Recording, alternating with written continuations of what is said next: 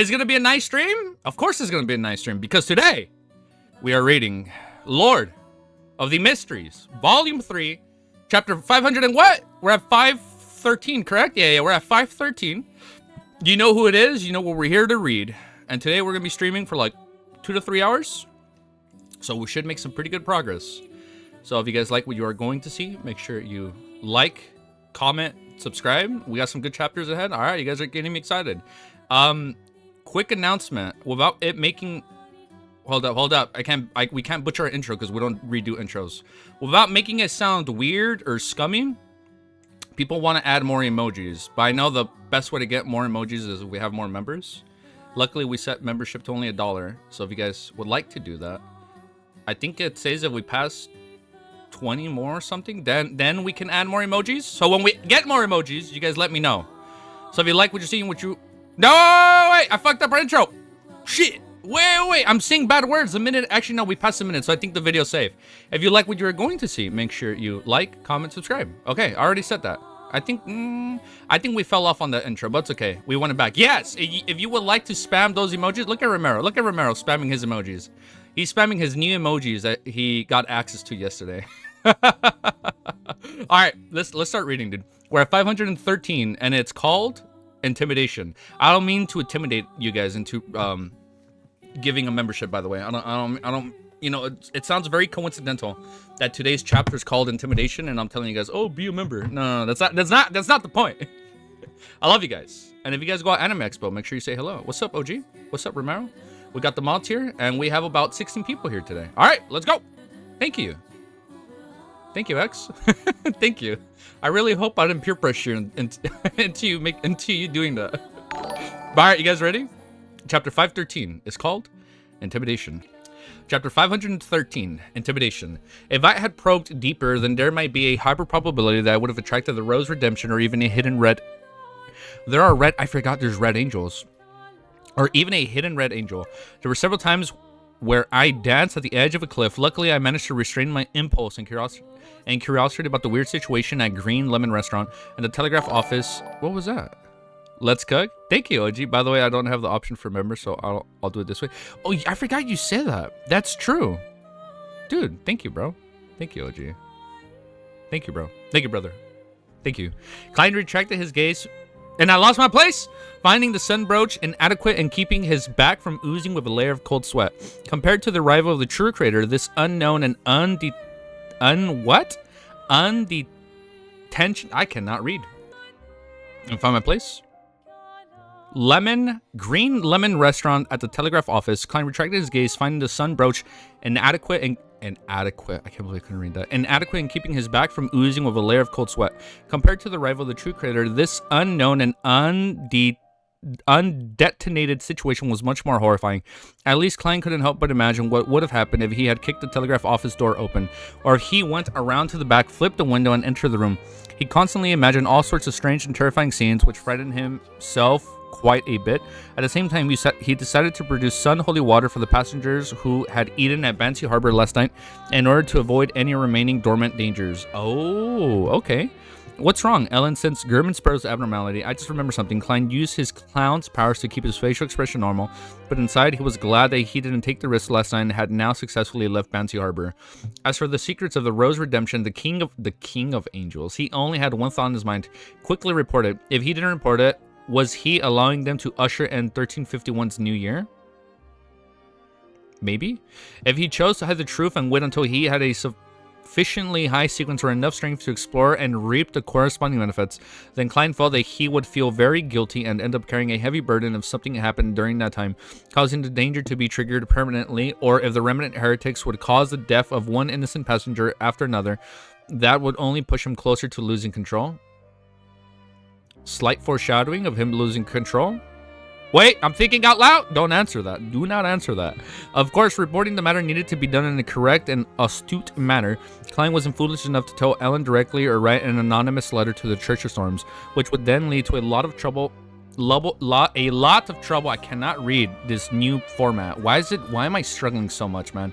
It's like the aspect ratio is it's like throwing me off. Church of Storms, which would then lead to a lot of trouble. First, the authorities would definitely investigate German Sparrow's background, and things could easily be exposed if thorough investigations were made. Secondly, this identity might expose the Rose Redemption, which might attract Kings of Angels' pursuit. What Klein intended to do was use the world to mention the anomaly in Banshee Harbor when the Tarot Gathering was held in 2 days. He would then have the Fool to lightly allude to the Rose Redemption and King of Angels. As a member of the Church of Storms, the Hangman would naturally know what to do next. This would be a chance for him to perform a deed of merit. As for the blood of the direct descendants of the Medicacy family, Klein didn't even consider it, because neither he nor Miss Sharon had the intention of rescuing the evil spirit in the underground relic. Yeah, they said they wouldn't even help him. Noticing that German Sparrow obviously didn't want to mention his past, Ellen chuckled, took out a small black wooden box, and tossed it over. What's in it? Hopefully the music's not too loud. Klein reached out and caught it, using his eyes to express his puzzlement. The bladder of the murloc.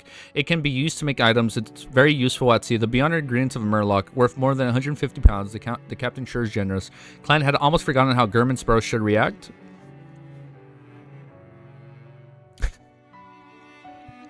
Fortunately, he had a lot of experience in acting. He merely sank his face and said, "I didn't save you for reward." Ellen laughed and said, "I'm not giving you this in return for saving me. Aren't we friends now? Isn't it normal to help a friend make up his shortcomings when he doesn't have such items?" What he said makes sense. There's no way to refute him at all. Klein held onto the small black box and remained silent for a few seconds. Finally, he nodded. Ellen covered his mouth as he yawned before taking off his boat-shaped hat. "I need to return to my room to catch up on my sleep. See you at noon." Klein waved polite and led DANITZ towards room 312. He saw that Donna and Denton were up early and waiting for the door. "Uncle Sparrow, what's that in your hand?" Donna asked curiously. Klein didn't say anything and directly opened the lid of the small black box. The interior was lined with a layer of black velvet, and sitting in the middle was a round gem-like transparent object. It had a blue aqueous luster that swirled outwards. That day of the murlocs, Denton thought for a moment, bladder. At this moment, at Klein's signal, DANITZ opened the door. Donna walked in briskly while stretching out her hand from behind her. She held a thick wad of... Why is she holding so much money? She held a thick wad of cash that were a mix of 10 pounds and 5-pound notes. "My father, my mother, Uncle Cleves, and Uncle Timothy family asked me to pass this to you. A total of 150 pounds. Donna smiled sweetly. They said that it isn't enough to express their gratitude. It's just to replenish the supplies you used. Those things are expensive, right?" "Still all right." Klein thought for a moment, then he accepted the 150 pounds gratuity so that Erdy and other ordinary people wouldn't feel uneasy. Seeing Uncle German Sparrow put the cash in a small black wooden box in his pocket, Donna was relieved that she had finally completed the task her parents had handed her. She quickly got into character and found her true intention for visiting. She asked curiosity and fearfully, "Uncle Sparrow, what kind of monsters were those last night?" Oh, she wants to know. First time joining, Diego? Oh, thank you. Thank you for joining live, dude. What's up? Thank you. Thank you for joining our little journey. We're at chapter 500. We are actually 37% done with Lord of Mysteries. Isn't that crazy? We've come such a long way. Are ghost stories true? Were you born with the ability to jump out of the flames and let lights descend? Is this magic or witchcraft? Stop. You have too many questions. You have to, shut up. Too many questions. Klein, who couldn't stand the heat any longer, took off the sun brooch and threw it on the desk in the living room. He casually replied at the same time. You know what's cool? When I was taking my notes, I completely forgot that the sun brooch can help you create holy water. That's why when he threw it at him, he's like, make holy water, right? Because I was like, since when? I was like, how does he know how to make holy water? But I forgot that's something you learn from the sun domain when you use it. He scheduled it? Brought random unannounced stream again? No, Cammy, this one was scheduled. This one was scheduled right away. He casually replied at the same time, they're called beyond our powers. He's just telling them? They're called beyond our powers, those that are obtained through certain rituals and potions. A lot of ghost stories have archetypes, and last night's monsters were created by an evil ritual. Ask him about the rest. Klein glanced sideways at DANITZ. How magical. Denton and Donna sighed. Then Donna said, her eyes shining, Uncle Sparrow, you're just like Superman? Described by Emperor... Roselle taught them who Superman was? Uncle Sparrow, you're just like the Superman described by Emperor Roselle. Can we also become people like you through rituals and potions? Denton nodded heavily, echoing his sister's words, and both of them felt a surge of strong anticipation. At that moment, Dunn noticed Gerben Sparrow's eyes turned melancholic. Soon after, she saw the mouth of this magical uncle open up, revealing a somewhat strange smile. Klein said in a low voice, "This isn't something to be envied or anticipated. As long as you choose this path, you'll constantly be accompanied by threats and madness. You can beat them 100 times, 1,000 times, but as long as you lose once, you'll end up like that fallen bishop." Damn, it's true. You can win as many times as you want, but all it takes is one loss. And you'll end up like the fallen bishop. Fuck. Damn. That's deep, dude. As he spoke, he leaned on his cane, took off his suit, and rolled up the sleeves of his shirt. One of his arms was shriveled and wrinkled, as though he were what? A what? As if he was a centurion. The other was translucent and colorless, with a direct view of the blood vessels, muscles, and aponeurosis beneath the skin. What? What is that? Aponeurosis beneath the skin. At the same time, his face grew dense, pale flesh granules that made Donna Denton fall back in terror and slammed the door. With the flesh granules growing on his face, Klein maintained his mouth. See this? Oh, he's showing them. This is madness. No, Donna Denton almost lost her mind, stumbled through the door, and ran out. That's kind of mean, but it's true. Because he doesn't want them, like, you know what? I think Klein did that for a good reason. He does not want them to be honest. Like, no, like, I saved you guys so you wouldn't die in the future. I respect that. After a few steps, they fell to the ground, unable to keep their balance. How terrifying. Denton kept crying in a low voice. I feel like the music is too loud. Turn down a bit. At that moment, they heard the door to room 312 clunk shut. Donna gradually calmed down, now daring to think that Gerben Sparrow's appearance again. The way Uncle Sparrow looked, the flesh granules had occupied every inch of his face. The way his arms were shriveled and translucent wasn't much better than the monsters of the night before. For some reason, she recalled his eyes and words. This is madness. Her vision suddenly blurred, and she couldn't stop the tears rolling down her cheeks. Donna, what's the matter with you? Denton was so frightened by her reaction that he forgot his fear. Donna sobbed and said, I don't know. I just feel very, very sad all of a sudden. He is in the right thing. But look, Donna knew. It's like, fuck. That's why she's all sad. I just feel very, very sad all of a sudden. Inside room 312, seeing that Klein had returned to normal, DANITZ couldn't help but click his tongue. Actually, there's no need to scare the children like this. They'll have nightmares. Just tell them that taking the potion is dangerous. No, they'll be too curious. Just as he finished his sentence, he saw a hard-wooden cane covered in wood and dirt flying over, accompanied by a sentence that wasn't the least bit emotional. Wash it clean. DANITZ reached out to grab the cane and smile, his face froze. Backland Emperor's Borough, inside the Hall family's luxurious mansion. Ooh, okay, so what's going on now? All right, hold up. We're gonna play different music, just for Audrey's point of view. Audrey stood behind. Let's keep reading. Audrey stood behind the white and gold. I'm not reading like that. I can't keep that up for a whole chapter. Audrey stood behind the white and gold railings of the second floor, watching the servants in the first floor come and go, bustling with activity. According to the customs of the Lone Kingdom, the nobles with the fiefs would leave Backland 1 week after the New Year ball, and they would return to their own fiefs. Fefs. That's such a fancy word for fancy people that I can't even pronounce. Where they would enjoy a pleasant life in the countryside or in the castle. In June, they would return to the capital, where they would socialize day after day. Of course, a banker with actual power and wealth like Earl Hall definitely needed to make trips between the two places places to handle many matters. However, moving wasn't an easy task. Many things had to be tied up beforehand, and some of the servants wouldn't bring them back to the manor castle. Only after everything was ready will the masters begin the journey. After the tarot gathering ends, I should be sitting in the stream trail back to the eastern Chester County. I hope that the vampire gentleman really can get the fruit of the tree of elders and the blood of the mirror dragon so that I can become a psychiatrist before I leave Backland. Audrey allowed her thoughts to wander. Just then, Lady Caitlin came over and asked us out. Penny, for your thoughts. Well, you're already an adult. When you get back to Backland in June, you'll be able to find something to do. Do you have any plans? Audrey didn't think further and directly replied, Mother, I want to join the churches of charity organizations. I want to get to know this world, she added silently in her heart. Good idea. The Countess agreed. After giving some advice, she walked down to the second floor and began to inspect the affairs of the family. Audrey withdrew her motions and turned her head to the side. With a faint smile, she said to the large golden retriever that was sitting to her side, Sussy, are you looking forward to it? You can run as much as you want in the green pastures and in the lush woods.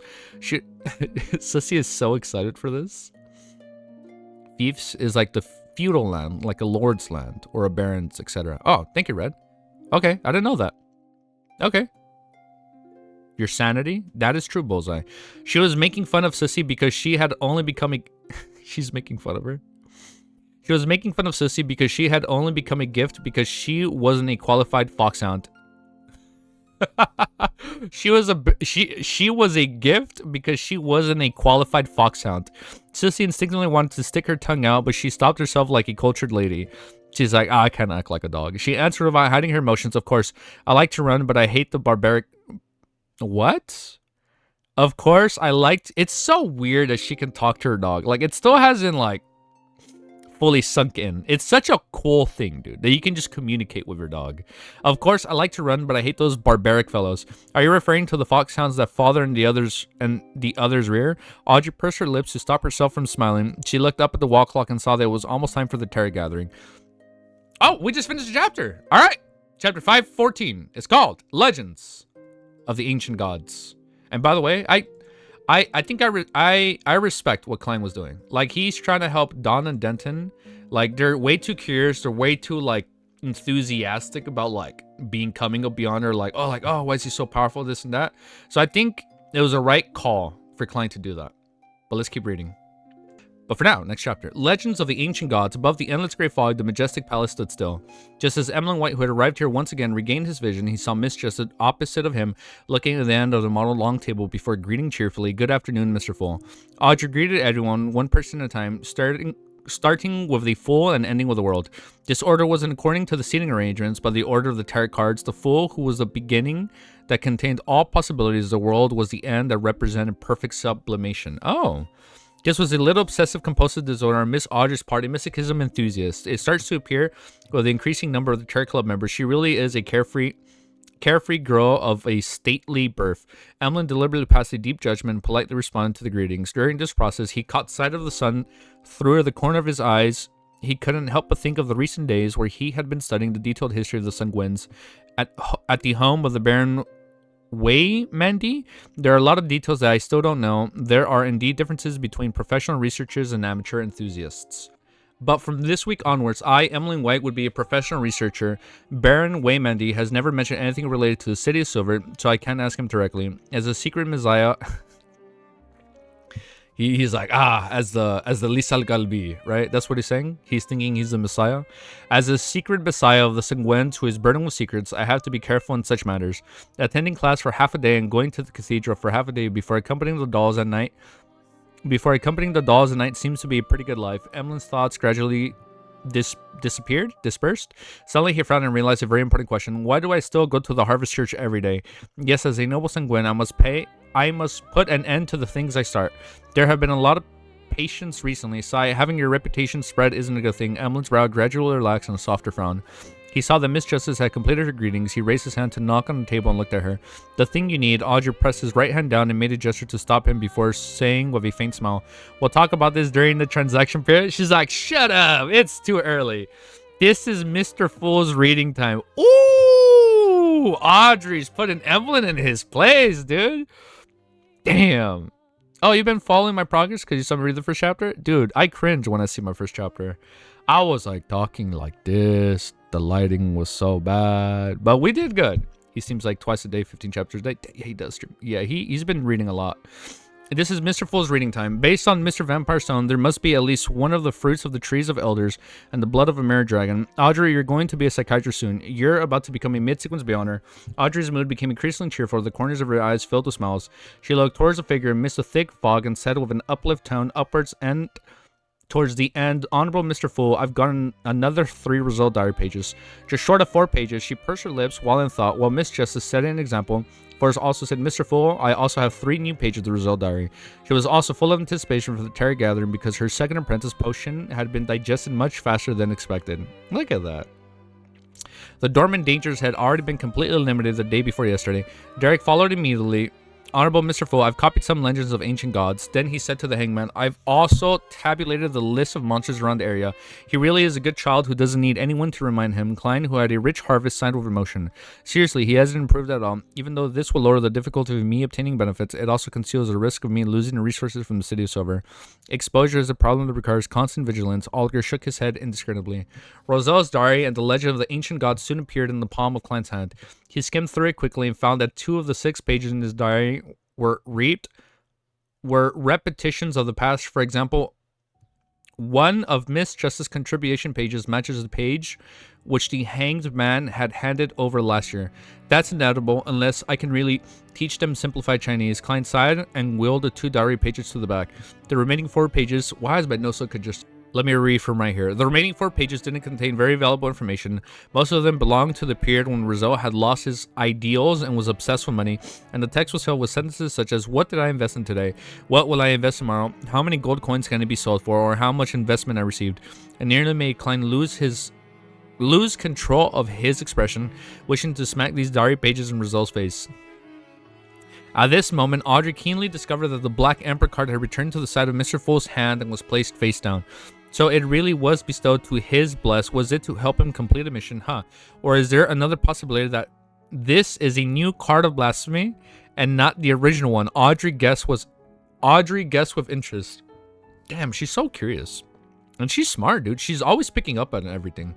After flipping through the diary pages, Klein resisted the urge to take a deep breath to calm his heart, and he looked to the legends of the ancient god provided by Lo Sun. It was quite a rough description and divined. Oh, hold up. Okay, this is going to be serious lore that we will have updated in like the next week or so. Because I am almost done with my volume 2 notes. And then I have to like abbreviate everything and make it a little bit more condensed. But here we go. And we will remember this until we are caught up. It was quite a rough description. It divided the 8 ancient gods of the Second Epoch into 3 camps. The Giant King Armir, the Elf King Sonithrin, and the Vampire Ancestor Lilith were allies who fought against the Dragon of Imagination Anklewelt. Okay, I'm trying to keep it together. The Phoenix Ancestor Gregorus and the Mutant King Kavastir. As for the Devil Monarch Farbuiti, and the Annihilation Demonic Wolf Flagera, they were the ones who wanted to subvert all order and corrupt all living beings. Hold up. Flagera, they were the ones... Wait, so Demonic Wolf Flagera and Farbuiti and the Annihilation... Wait, hold up. The Devil Monarch and the Demonic Wolf and Flagera. They were those 2 were the ones who wanted to subvert all order and corrupt all living beings. That does not sound good, because Klein has been hearing Hornicus Flagera. I'm thinking Flagera is like gonna set up Klein as a host, right? And then she like takes over, or he takes over Klein's body, maybe. And the records, no. I'll stop. No, there's no theory crafting. No, there is no theory crafting yet. And the records of the City of Silver, the 8 ancient gods, were described as violent, evil, cruel, and terrifying. Even the ancestor vampire Lilith, who superficially looked the most normal and was described as the embodiment of beauty, had a disgusting and ferocious side. For instance, she would manifest into a mountain range of flesh. On top of it grew all kinds of reproductive organs as they spewed out thick black fog Black fog? City of Silver? Correlation here, maybe? While constantly producing all sorts of strange creatures. This literally sounds like the City of Silver. She would manifest into a mountain range of flesh. On top of it grew all kinds of reproductive organs as they spewed out thick black fog while constantly producing all sorts of strange creatures. All powerhouses who approached her would be overwhelmed by the desire to mate and reproduce, becoming a walking organ. What the fuck am I... What? Maybe Hornicus Flagera is like her, right? Like hiding in plain sight? Kind of how like the Kings of Angel was like residing on that island? Okay, hold up. Food for thought. And all living beings who saw this scene other than the ancient gods would lose their minds. Hold up. Okay, no, we don't know about this yet. They would lose their minds without exception or mutate on the spot while others became crazy. The records of the City of Silver originated from the ancient texts of the Giant King's court. Of course, that was what they claimed. I cannot eliminate the possibility that this is to discredit. Why can't I read? To discredit an ally. This aspect is rather similar to the loss of control of the primordial moon with the sanguine prey to. Is this one of the traits when one follows the moon pathway to the end? Wait, let me reread that.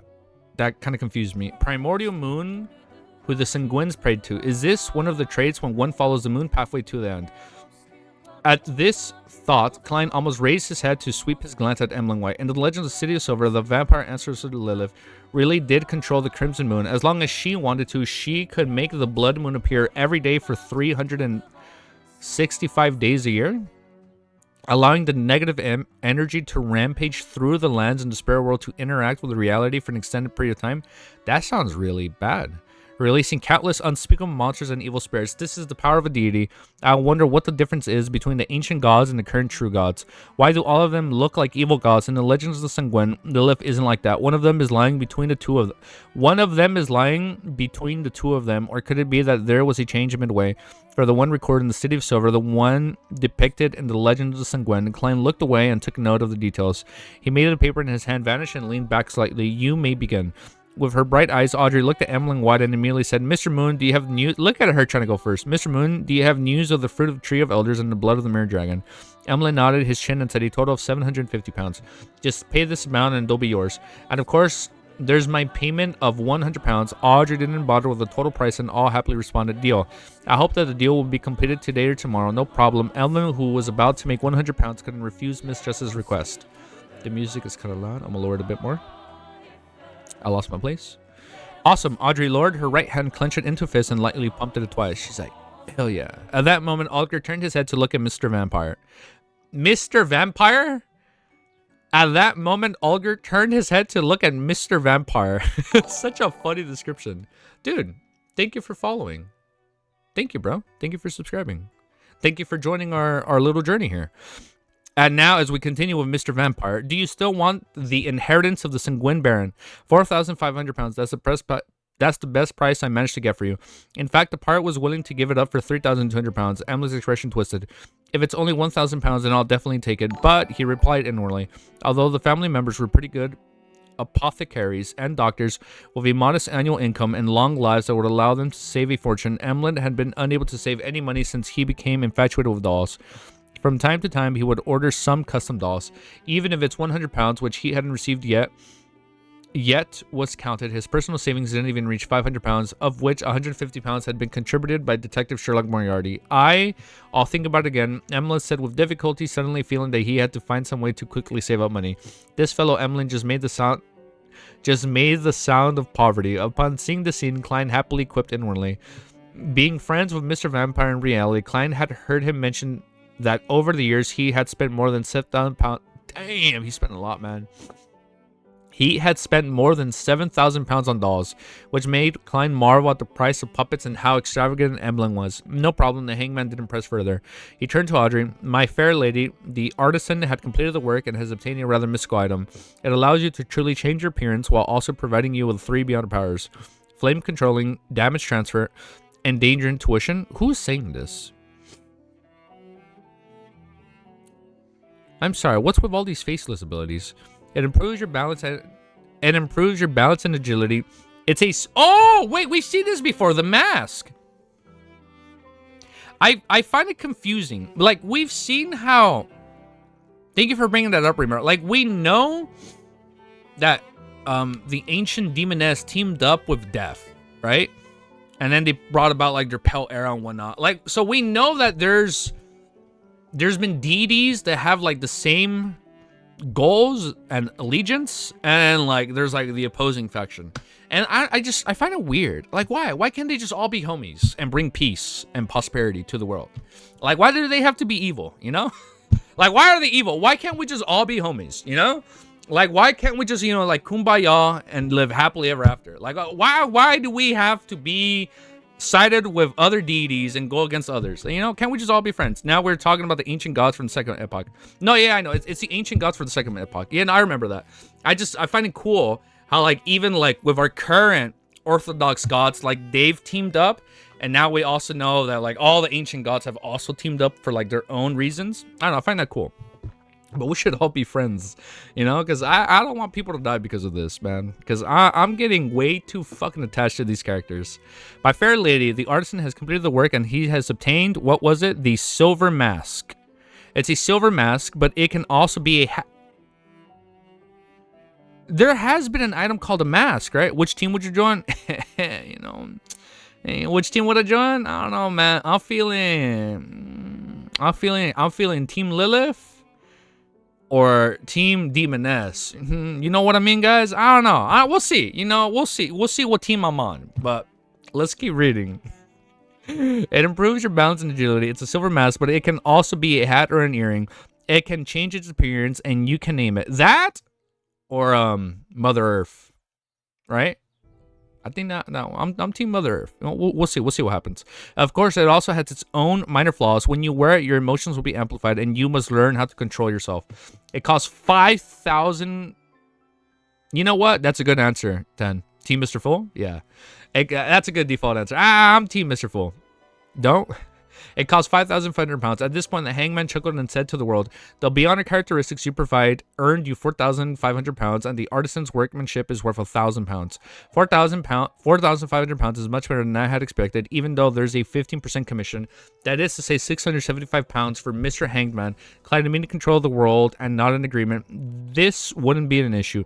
Emotions will be amplified. According to Miss Escalante, I'll have the ability to influence the moods and mental states of other people when I advance to psychiatrist. I should be able to do the same for myself.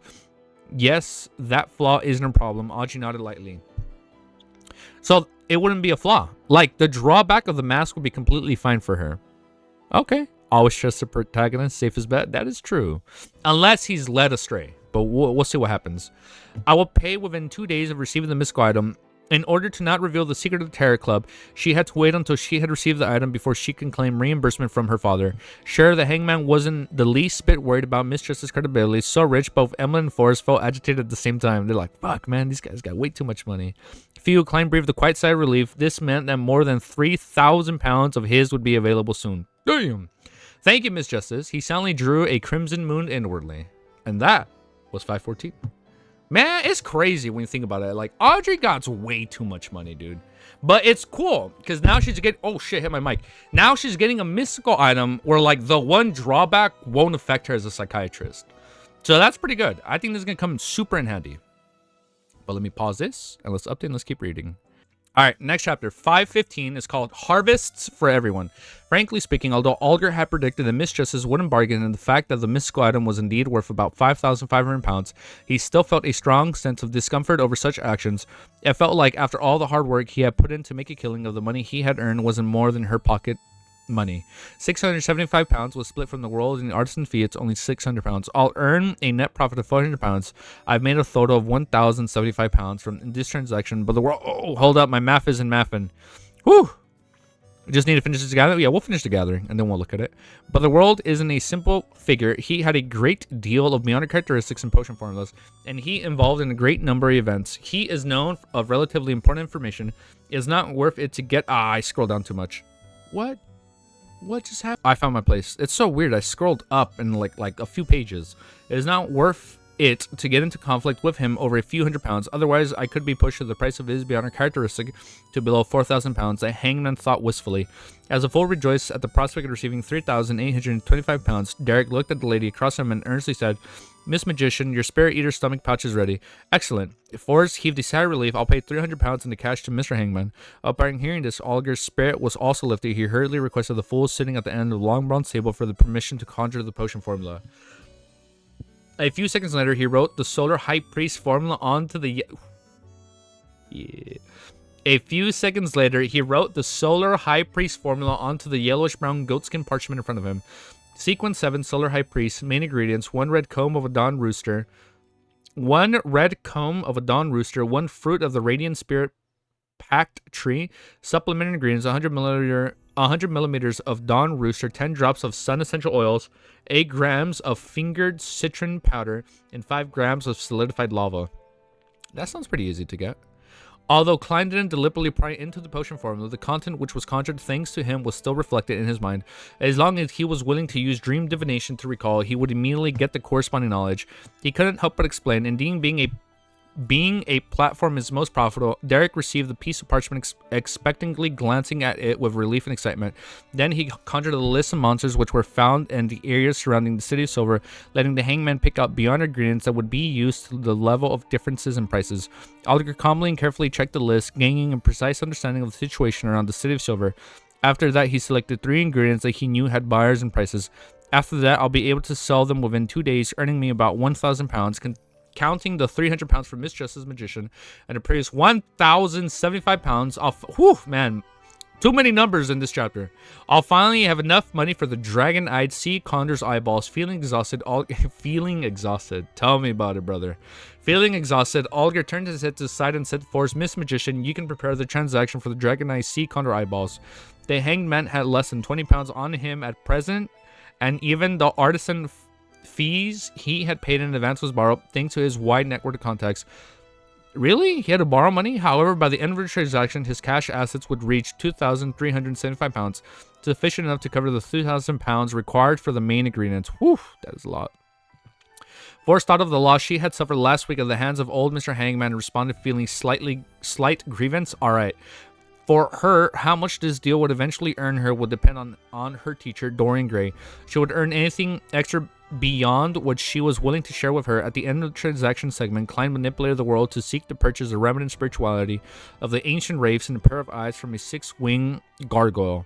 As for the sale process of making the Murloc bladder into a mystical item, he temporarily didn't intend to do it through the Terror Club. He wished to use it as a catalyst to expand his social connections and resource channels at sea. After today's tarot gathering, Miss Justice will finish gathering her psychiatrist potion ingredients, and the same is true for Miss Magician Trickmaster Potion. Now that little son has the formula, he can finally work towards Sequence 7. He's one step closer to providing me with a way to remove the mental corruption inside of beyond a characteristic.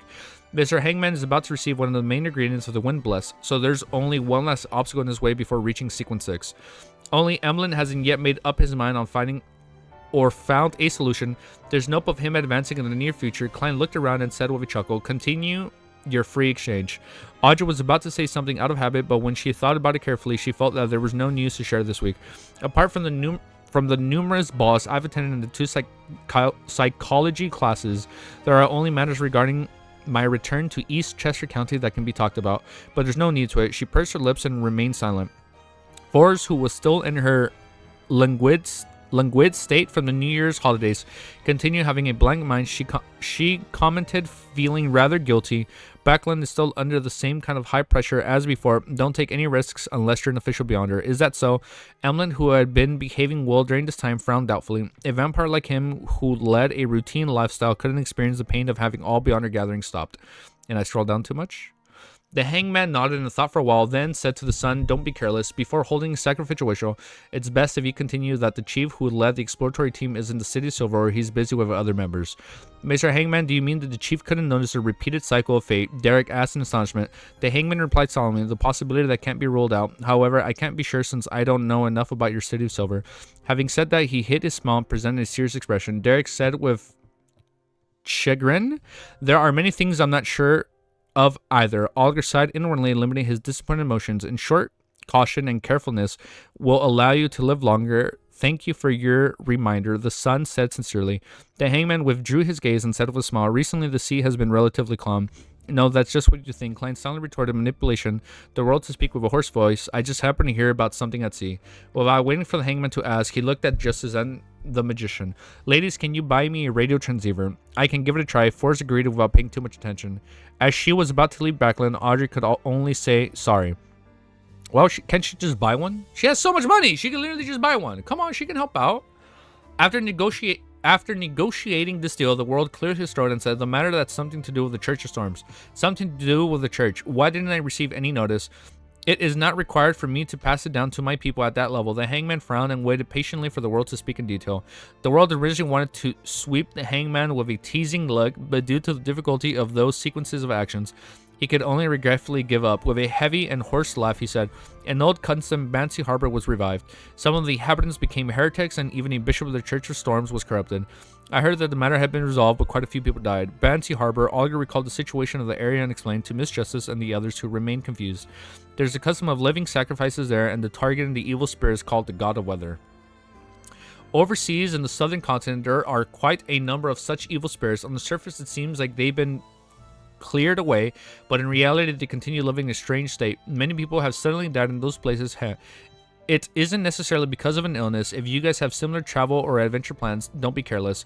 Olga tried to describe what happened in Bansi Harbor as an accident, one that was within the realm of understanding. Suddenly he heard a rather deep laughter. This laughter came from the end of the model long table. Mr. Fool, the hangman, suddenly turned his head. Mr. Fool, Bansi Harbor isn't as simple as it seems. Audrey immediately looked at Mr. Fool, who was sitting upright on his high back chair. Noticing the look of puzzlement, curiosity, or excitement, Klein left leisurely with a hint of remnants in his voice. This reminds me of the King of Angels. A King of Angels. This matter of Bansi Harbor involves a King of Angels. Audrey's eyes went in anticipation of what Mr. Fool was to say next. A King of Angels. Force took a deep breath, her expression somewhat bitter.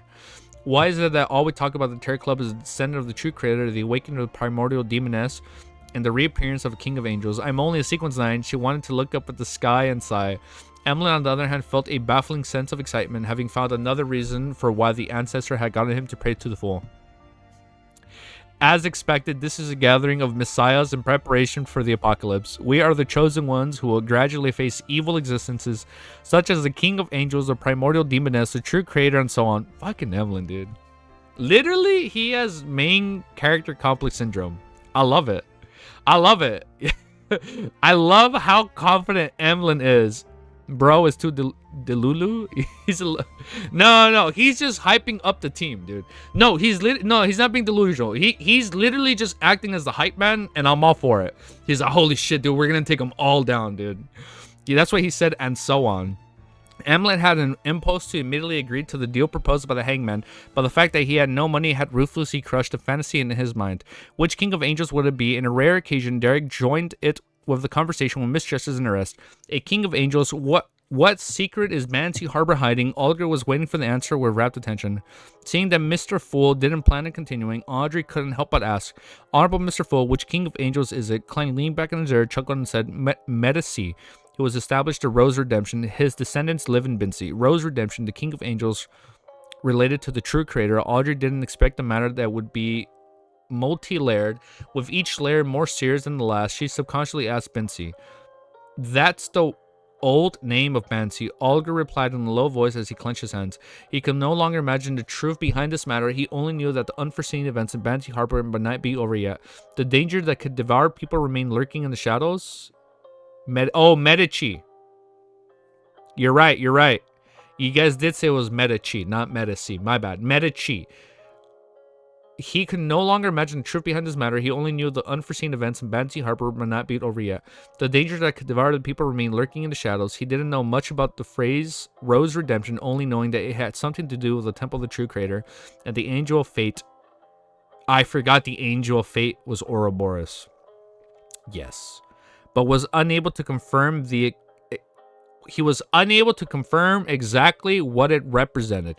In short, the level of this matter is beyond my imagination. Augur looked at the end of the long model table and suddenly thought flashed and oh my god, I can't read. And suddenly the thought flashed through his mind that Mr. Fool really did know the 8 Kings of Angels and that he knew many secrets. At this moment, he thought of something. Just last week at the gathering, Miss Justice had inquired about the other King of Angels, and Mr. Fool answered that we will come into contact with them in the future. And just a week later, we really have come in contact with a new King of Angels. Mr. Fool had foreseen this. All your people shrank as he lowered his gaze in fear. Look at him, man. Look at him hyping himself up. Even Olger, he's like, Mr. Fool is so amazing. Chapter 516 is called The Hangman's Guess. Amidst his shock, another doubt surfaced in Olger's mind. If Mr. Fool had foreseen this, why did he mention that Bansi Harbor's matters related to the Rose Redemption of the King Angel Medici? Did he tell us on purpose? He hopes to spread this matter through us. The target is the King of Angels Medici. No, it's more likely to be the true creator. Mr.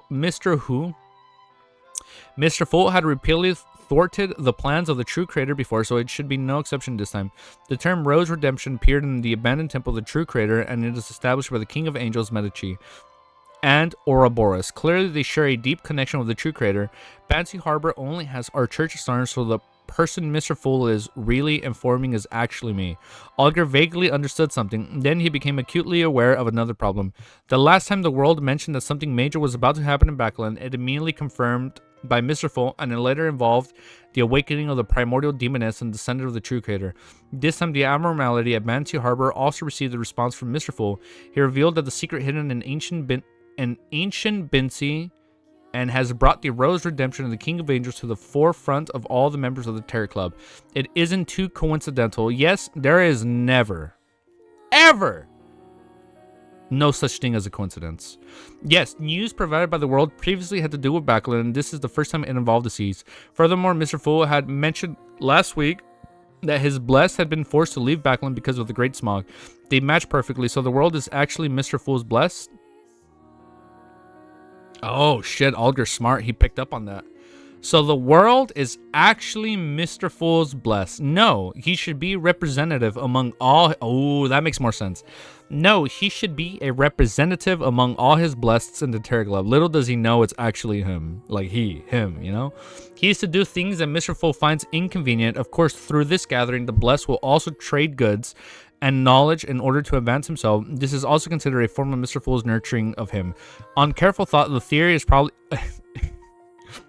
On careful thought, this theory is probably correct. At least, the world has never collected result diary pages in exchange for the knowledge of intelligence from Mr. Fool.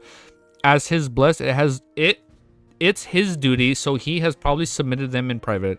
From this conclusion, some deliberate questions or contradictions on the world's part are meant to conceal his identity as a blessed. This is consistent with his experience, skills, and cunning character. Damn. Alger's good, but not that good. But good enough, good enough. In addition to the hidden attempt to awaken as he slowly lifted the seal, Mr. Fool holded the Tarot gathering to also use... Wait, what? My brain just shut down. Mr. Fool holds the Tarot gathering to also use us to interfere in certain events. This is evident from the composition of the members: a high noble, beyonder at the bishop level of the church, a survivor of the forsaken laws of God, a student of the Abraham family, an adult vampire. Each of us represent a faction of a particular circle of resource channel. Many thoughts flashed through Oliver's mind. Not only was he not represented by his own guesses, but he was also excited. To him, Mr. Fool's unknown purpose was the most frightening thing. Having an initial understanding of what he wanted to do allowed him to effectively avoid any risks and improve himself by doing so. As long as the Fool wants to use us to do things, he'll definitely give up some benefits. This is exactly what I was hoping for. Otherwise, I don't know when I'll be able to see the hope of becoming a demigod. Heh. The world, you definitely didn't expect that I would see through your disguise. Oh, I see right through you. Alger, I really hope, like, at the end of Lord of Mysteries, Alger, like, finds out, like, who the Fool is, like, who Klein is, and, like, who the world is. I think it's gonna be a really cool, like, conversation. Also for Audrey. I think it'd be a cool conversation, like, when they find out who he is. Alger's fear subsided, and he began to think about how to use information about Banshee Harbor. He couldn't report the matter just like that, and it would arouse suspicion, and he had to patiently wait for an opportunity to let the higher-ups appreciate him and reward him without ending up being monitored. Audrey couldn't tell that Mr. Hangman was undergoing a mental exercise, but she didn't expect him to come up with so many guesses in such a short period of time. And from the words of Mr. Fool, she was delighted to learn that Rose Redemption was a secret organization established by a number of kings of angels, which was also related to the true creator. At the same time, she vaguely sensed the strangeness of the world. Ooh, she sensed it. She realized that this member of the organization, who was the most difficult to read, was always involved in important matters and could always obtain important information. Furthermore, he constantly produced formless ingredients and beyonder characteristics, as if he could successfully hunt down beyonders within 1 to 2 weeks. He left Damn! She literally picked up on this too. He left Backland and went to the sea, or was it a rumor he heard in Backland? Should I tell this information to their church? Well, Mr. Hangman has a close relationship with the Church of Storm, so it's better for him to do it, and there wouldn't be any problems. Audrey suppressed the thought of probing and only curiously asked, Honorable Mr. Fool, what's the title of the King of Angels Badachi? Or should I say, what is his pathway? Klein leaned back in his chair and said with a deep chuckle, Red Priest. Red Priest, which pathway is that? It sounds very similar to the Black Amber. Could it be that it's another Sequence 0 title? No. Wait, no. No, wasn't Red Priest like at Demigod? Or am I tripping out? Could it be that it's another Sequence 0 title? Audrey thought with excitement and joy. I thought it was a high Sequence 1. Sequence 0? Red Priest? Really? No. It's like Sequence 5 or 4, right? You tripping? I am tripping. Am I tripping or are you tripping? Really? Okay, I'm tripping. My bad. Red Priest, which pathway is that? It sounds very similar to the Black Emperor. Could it be that it's another... So this is the Sequence 0 title drop. Sequence 0 title. Audrey thought with excitement and joy. What you saying, man? Don't ask. Okay, wait, I shouldn't ask. Hold up. This is her speculating. Wait, let me... I shouldn't ask until it's confirmed. Red Priest, Derek silently muttered to the words, realizing that there was no corresponding record in the City of Silver history. Perhaps I haven't read enough. Having only received a general education, he thought regretfully. Forrest and Emmeline listened as if they were listening to a story which were equally interested in the similar information. The only problem is that I can't brag about it or write it in any of my novels. Forrest felt a pang of regret. Mr. Hangman will likely report it to his superiors. Let's hope he doesn't delay it for too long. With his shrewdness, he may have already figured out some of the problems regarding the world, and he grasps the relationship between him and the fool. Fortunately, I've deliberately set up the world to be Sherlock Moriarty since a long time ago. Giving him the identity of a blessed, Mr. Hangman can at best detect it up to this point. Unable to imagine that the world is actually a dummy, Klein raised his hand and chin and smiled and said, continue. Seeing that Mr. Foe was no longer talking about the subject, Emlyn, who had freed himself from his emotions as a messiah, began to face the difficult problems of reality. It's confirmed? Yeah, Roselle said so? I forgot. Damn. Shit. Really? No freaking way. So it is in the Lord Management channel. All right, so at least it's suspected. So these are the ones I have for Sequence 0. So in my notes, I'm currently at chapter 434. I have Primordial, Demoness, Sun, Death, Abyss, Dark Emperor. During the meeting of the Hermits, Roselle said... Oh, okay, hold up. You're right. It was revealed when Roselle... During the meetings of the Hermits, Roselle said he saw it and asked why it sounds so weak for a Sequence 0. You're right. Okay, damn, I forgot about that. Okay, so I haven't read that point. I have not reread that point. Okay, that's why I didn't remember it. If I caught up with my notes, I would remember that. Okay, but I digress. Let's continue. Perhaps I have... Oh, look at this sentence. It is so coincidental. Perhaps I have not read enough. I have not reread enough. I completely forgot about that. I apologize. Having only received a general education, he thought regretfully. And I literally just read this. Oh my god, I'm literally stuck in my own loop. Seeing that Mr. Full was no longer talking about the subject, Emily, who had freed himself from his emotions as a messiah, began to face the difficult problems of reality. This was his lack of money. Everyone's lacking money in this meeting right now, except Audrey. This was his lack of money. Regardless, he had never considered selling off his dolls. Oh no, don't do that. He only told himself that he needed to be frugal in the future. Only after half a year or even a year, he could get himself a new doll. Or he could buy a set of clothes for the dolls he had already had. He's going to buy clothes for his dolls? Hold up. I'm going to lower the volume down a bit, just for me. In addition, the only way he could think of making money was to sell some potions he had a miraculous effect. That had a miraculous effect, but that could easily bring hidden danger to his clansmen and backland. This is an arrangement by the ancestor. Logically speaking, Lord Nibs should provide me help, but Mr. Full wishes for me to keep it a secret, to be the messiah in the shadows who's burdened with responsibility. I'm not to reveal it on my own accord. After thinking for a few seconds, Emlyn pumped himself up, cleared his throat, and said, everyone, I have a question. Here's the matter. Suppose there's a powerhouse who has arranged for you to investigate something. Although you have to successfully obtain the information, you are unable to report it to the person due to certain responses. Then how can you continue to get support from his powerhouse? Having said this, Emlyn suddenly felt that this act was somewhat shameful. This is to make me appear like a traitor and a spy. No, I'm doing this for the sake of Sanguine's continuation. For this, I have to give up my reputation and bear the burden of being misunderstood. When this is over and when the truth is revealed, they'll be moved by me. Emlyn quickly eased his prior feelings. At this moment, Audrey, Forrest, and Derek cast their eyes towards Alger. In their eyes, Mr. Hangman was the most experienced and the best teacher in this field. Klein also thought so too. Augur glanced at the moon and chuckled. It's simple, but you have to take some risks. Emlyn subconsciously denied. It's not me. The hangman replied with a chuckle. Let's assume that it's you. He continued his description. You will slowly display a certain level of abnormalities in your daily life, allowing that powerhouse to see that you have a problem. You will have two choices. One is to interrogate... Dude, Auger's so smart. One is to interrogate you directly, but it'll be very easy to end up losing a lead for clues. The second is to inadvertently provide you with help so that you can investigate more thoroughly and then send people to monitor you. I think the second possibility is most likely. The risk you have to take is how to not reveal this information you want to hide while under surveillance. That works. In fact, I won't be exposed either. Every tarot gathering, I'll I'll be resting in the Harvest Church. Oh. Yeah, dude. And like the fact that like he's been through it, right? Like we don't know his past. Like we know at the end of Volume 1 when he came back to Backland, when he was trying to find Admiral Quillingus, he's like, Backland, it's been a while. So like we know he has history.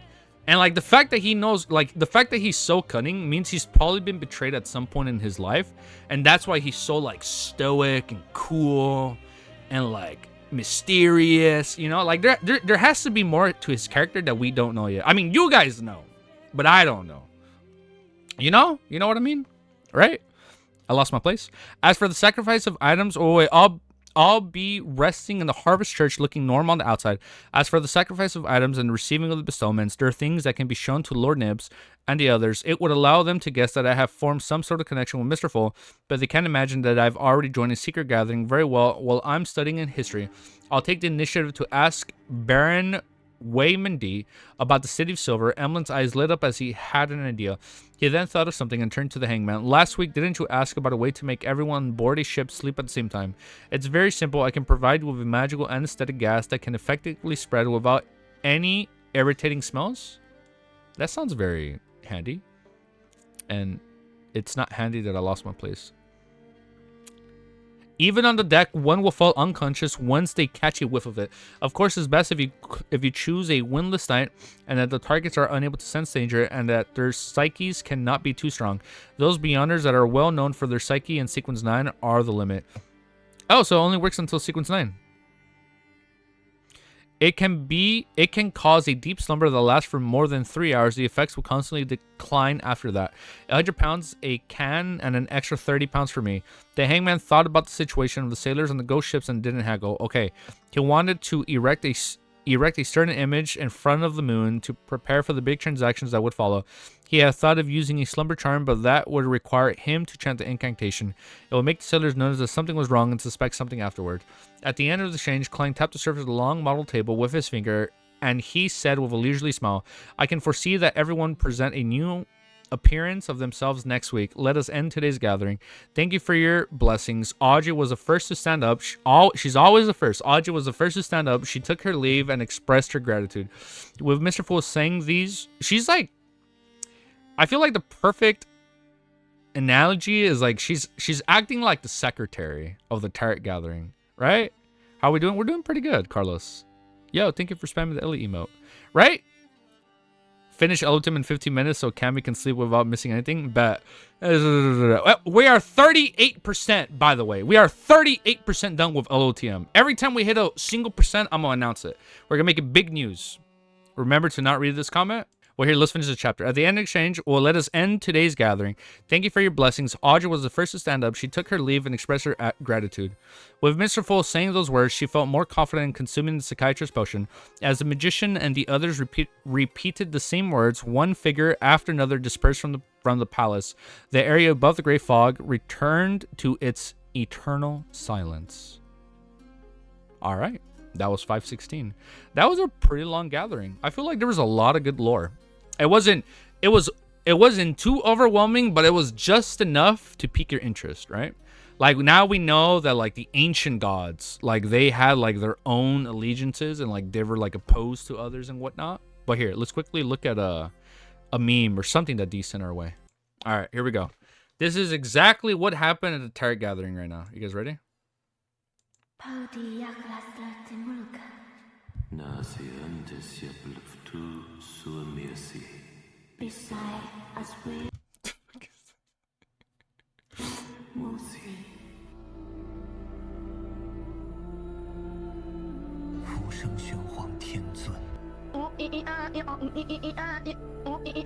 is this? So this is Klein, Olger, and Audrey. A few moments later.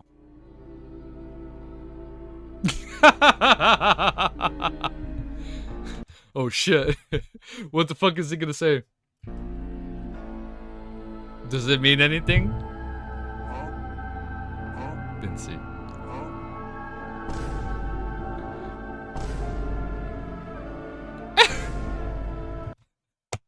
What the fuck is all this text? Just as week at the gathering, Miss Jessica had inquired about the other kings and angels, and Mr. Fool answer was that we will come into contact with them in the future. And just a week later, we really... Yeah, this is exactly what we just read. As expected of Mr. Fool. This is...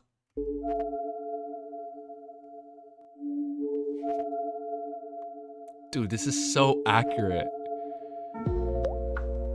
This is so fucking accurate, dude.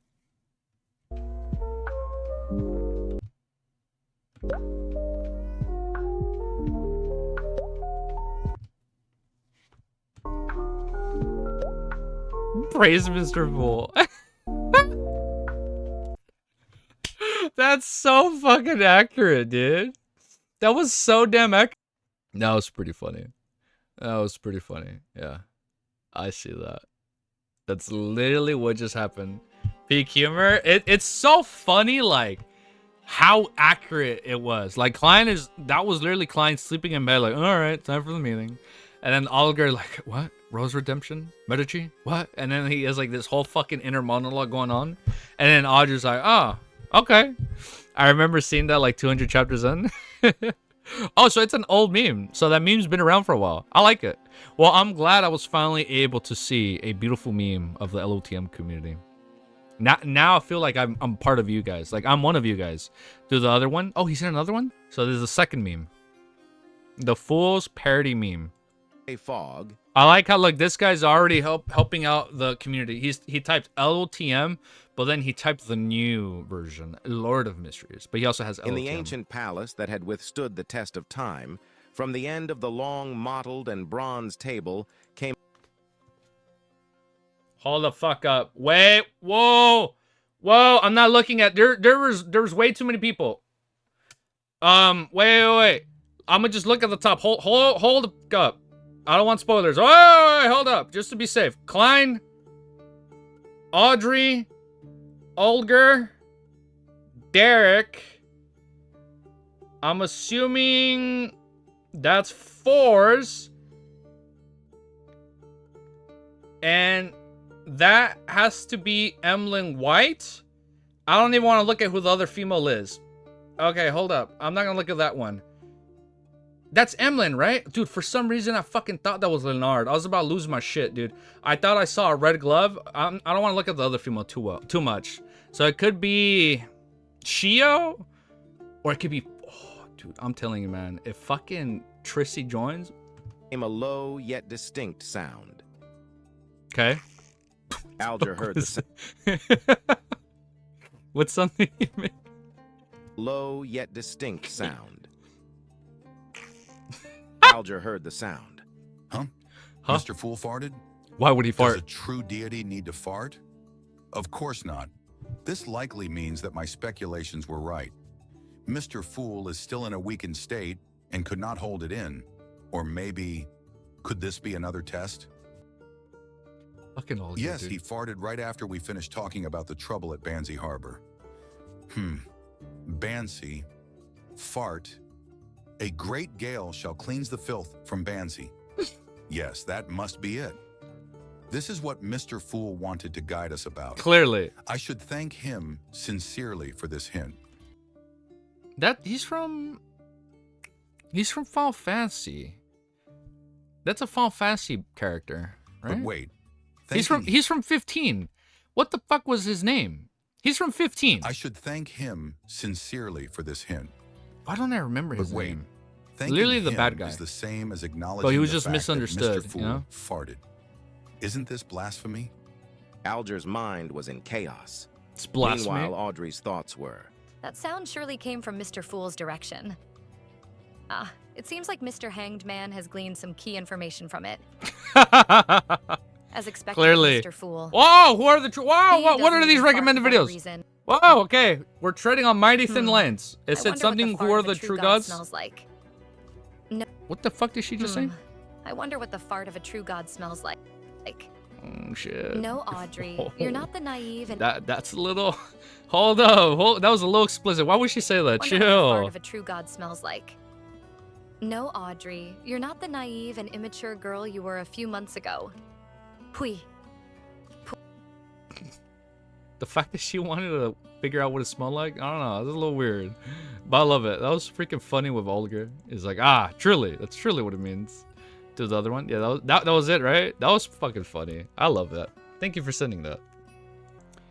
Chapter 517, as I update this live, correct, is called City of Generosity. How many 4 chapters today? I mean, we're going to be going for like 2 hours, 2.5 hours, maybe. I think we're still good. I think we still got a couple more. Backlund Sherwood Borrow, as a crimson glow faded from her eyes, foresaw the family desk and open notebook, which she used to jolt down her inspirations. To her, this experience was no longer anything new, but it still evoked reverence from the bottom of her heart. This is a power that didn't belong to humans, something that even demigods were incapable of. I'll receive the stomach pouch of a spirit eater in 2 days. My apprentice potion has already been digested. Finally, I'll become a trick master. I wonder what beyond her powers I'll receive. By advancing by my own abilities, teacher will definitely place great importance on me. Apart from my potion formulas in the future, perhaps I might be provided of some beyond her ingredients. How I look forward to that very much. I don't even know the corresponding names of sequence 6 and 5. Oh, not yet. I only know that sequence 7 as astrologer. After becoming trick master, I'll immediately write to teacher. Forrest felt like she was one step closer to ridding herself of the curse of the full moon. At this moment, she heard the sound of a hurried footsteps approaching. Finally turned to slam the door open. Is it Shio? Shio is out again. She's so busy. Forrest sighed silently. If not for the 400 pounds debt that she owes Viscount Glade, we would probably be vacationing at Desi Bay now. After a long period of hard work, and thanks to the enhancement of her strength, certain tasks that were previously impossible for her to complete had become simple. Moreover, from time to time, Shio would receive small tasks that would pay her well from the Golden Masked Men. Shio had already raised her savings from 110 pounds to 320 pounds, leaving her with only 80 pounds left to pay off her debt.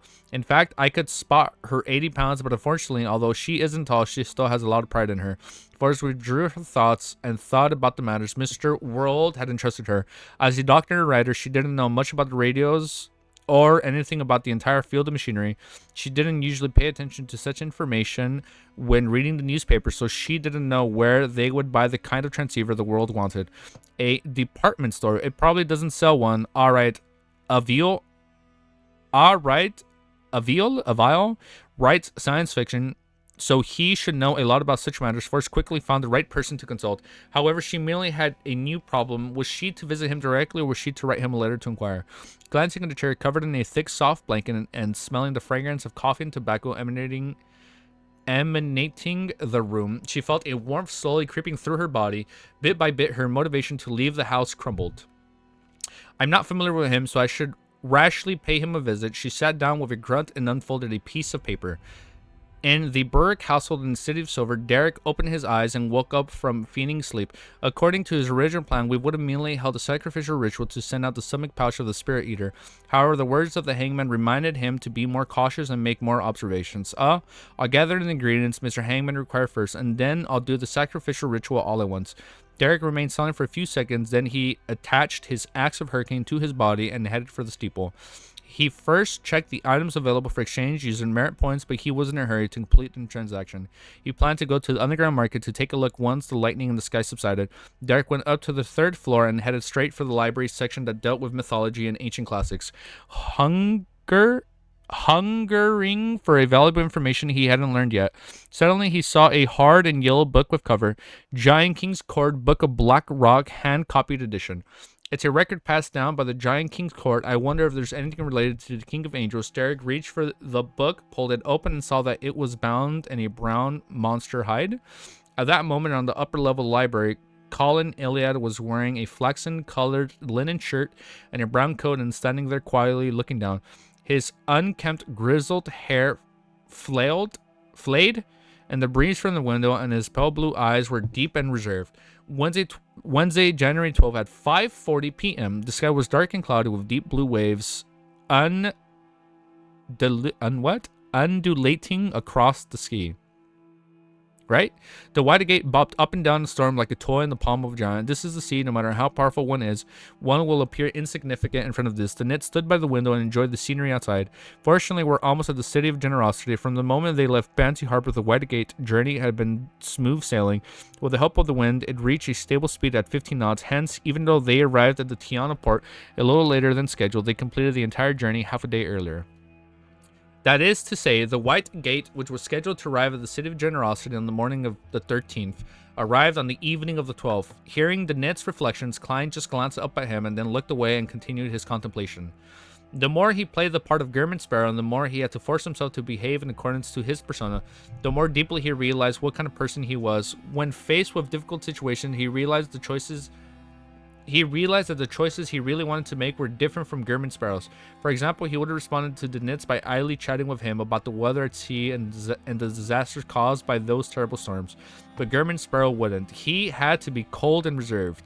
The more there are such differences, the more I recognize myself, Klein sighed inwardly. Look at that. This was something he had experienced when he moved about with his identity as a private detective, Sherlock Moriarty. Back then, he didn't have to disguise his personality and just had to be himself. I feel like I've digested my potion a little. However, German Sparrow has traits that are similar to myself.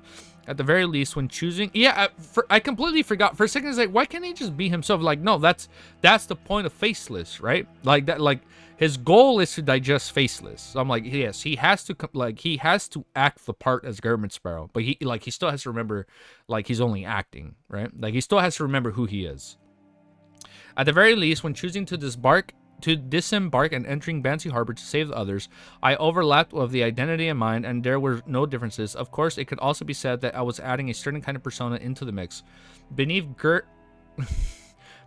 German Sparrow's gentleness and madness, he had a kind, brave, and compassionate heart that values relationships. I can boast about myself. If I had known earlier that Banshee was Bincy, I would have most likely been terrified. Not necessarily. At the very least, the danger which was divined was within an acceptable range. Klein thought, summoning things up as he engaged in his self-deprecation. This made him more aware of a problem. Although playing the role of a purely fictional person could help him digest the potion, he needed to replace an existing identity to speed up and improve his progress. He needed... what? Another identity? He needed to gain the affirmation of people from the other person's interpersonal relationships, feel the corresponding emotions of joy, anger, sadness, and immersing himself in them, but not getting obsessed. Oh, okay. Become anyone, but ultimately become yourself in the end, and get feedback from the people involved. Klein looked at the pale yellow carpet, his mind racing. Seeing German Sparrow without a response, DANITZ spread his hands helplessly, feeling bored out of his mind. This crazy guy is good in every way other than making me do what servants do. There's only one thing, he doesn't like to talk. There's a communication buried with him. If this goes on, I'll definitely go crazy. Fortunately, I'm finally at Bayham. I can finally be free. DANITZ felt that he would sooner or later develop a habit of talking to himself when faced with similar silence. After a while, he saw German Sparrow look up and smile, say, "You can tell me about the point of contact in Bayham." "Dog shit. It's better if you don't say anything," DANITZ expressed twisted. He's like, never mind, I'll be quiet. The DANITZ expression twisted whoosh. At 6:15 p.m., just before the storm arrived at Whitegate, dogs smoothly and arrived at the capital of the Worsted Archipelago, Bayham, the city of generosity. It was also known as the Spice Archipelago, and it was home to a variety of exotic spices, with the plantations of these produced being mainstays of the economy. The Blue Mountain Island, where Bayham was located, occupied more than half of the archipelago, which was mostly covered in forests. It had gold, silver, copper, coal, iron, and other minerals, as well as a plentiful variety of fruits due to the particularly fertile land. For these reasons, the first batch of colonists named the settlement city they built as the City of Generosity. They believed that it was a land of treasure promised by the gods, where it was flowed with milk and honey. Klein picked up his suitcase, which DANITZ packed, and he left room 312, entering the corridor that led to the deck. Without any surprise, he met Donna's family, Cleves, and the others. The two siblings were still a little afraid of Klein after the fright he gave them. They hid behind their parents and bodyguards and didn't dare to speak, appearing like deflated balloons. Klein nodded silently as a form of greeting. At this moment, Ernie Branch hesitated for a second and then took half a step forward. "Mr. Sparrow, will you be staying in Bayham? If I wish to hire no request for your help, how can I contact yourself?" He's indeed a businessman with a spirit of adventure. Even if he's afraid, he still wishes to befriend someone with beyond powers. Klein thought for a moment. What newspapers are in circulation over here? The Sonia Morning Post and the news reports are popular in the archipelago. Ernie said without any thought, "Put an advertisement in the Sonia Morning Post for 3 days in a row asking to buy Demir's special cur to me, and leave an address. I'll go look for you. And if I don't show up 3 days later, it means that I'm at sea again." Clang was carefree to give a one-way method of contact. Alright, Erdy exhaled and smiled. Cleaves and the others expressed their gratitude once again and left behind. What the heck? Hold up, my thing crashed. Let's continue from right here after that slight flashbang. At this moment, Erdy Branch hesitated for a second and then took half a step forward. Mr. Sparrow, will you be staying at BAM? If I wish to hire, no request for your help, how can I contact you? He's indeed a businessman with a spirit of adventure. Even if he's afraid, he still wishes to befriend someone with beyond powers. Klein thought for a moment. What newspapers are in circulation over there? The Sonia Morning Post and the news reports are popular in the archipelago, Erdy said without any thought.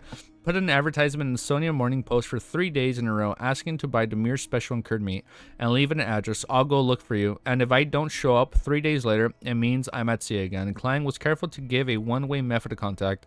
Alright, Erdy exhaled and smiled. Okay, that's pretty good. That's pretty smart. I feel like he learned after Isengard, right? Like with the newspaper advertisements.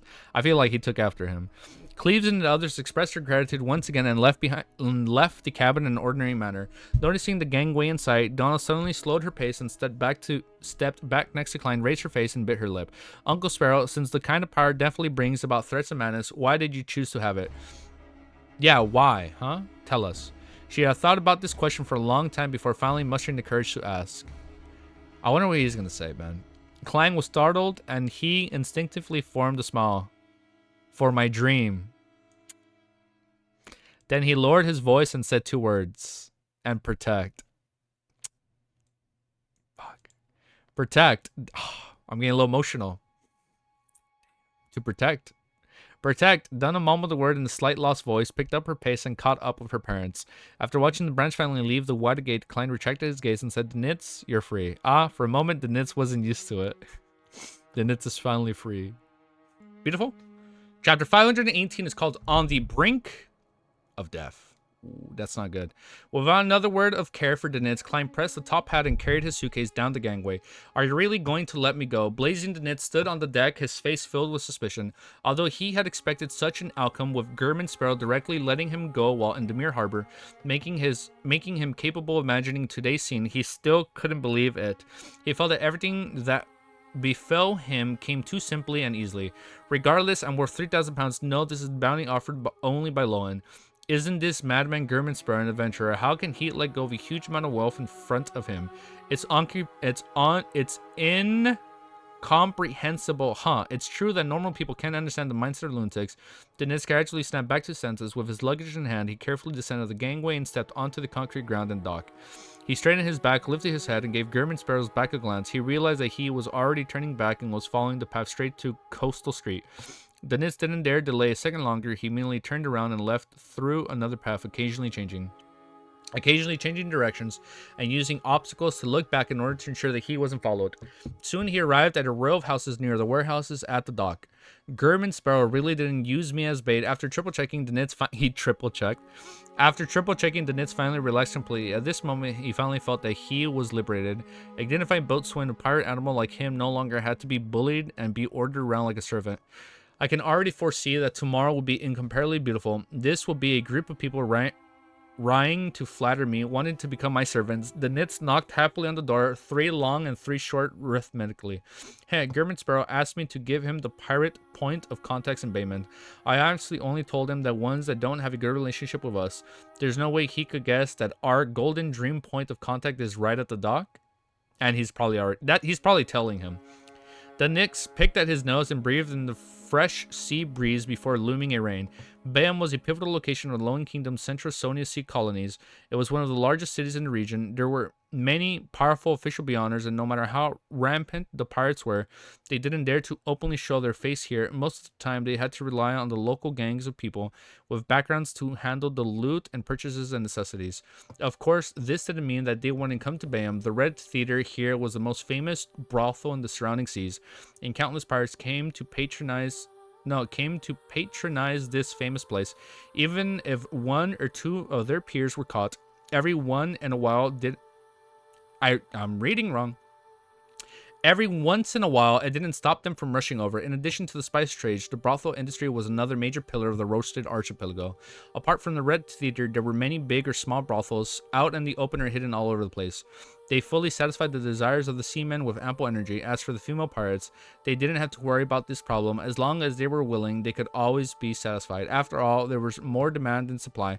At sea, with faith in the Lord of Storms was mainstream, there had always been few females. Similarly, the underground trade related to the beyond ingredients and mysticism was quite frequent here, and there were many circles. So this area is like the equivalent of Tingen. Like, this is like a hot spot for like pirates and beyonder ingredients and whatnot. Okay. Those small ports are still better. Oh, wait, no, I lied. Those small ports are still better. We don't have to be afraid of being discovered at all.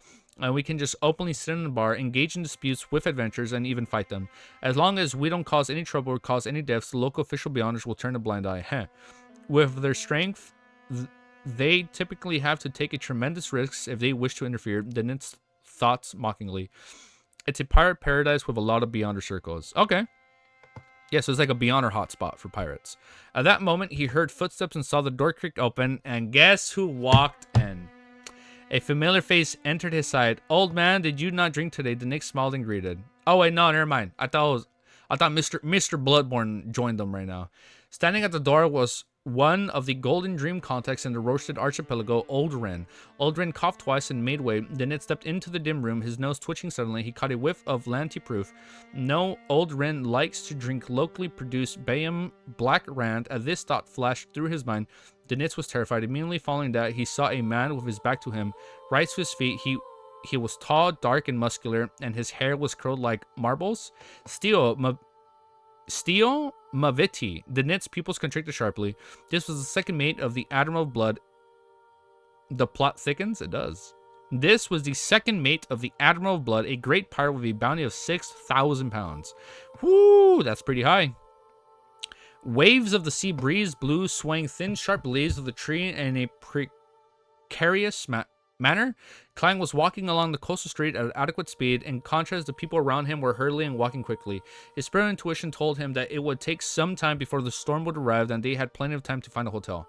Whoosh! The sound of the wind grew louder and louder. Tree branches fell to the ground, and there weren't many people left on the street. Klein was about to turn in another alley when he heard the sound of hasty but disorderly running. Tap, tap, tap. DANITZ was running with all his might, but the scene in front of him began to rock. Did he literally run into him again?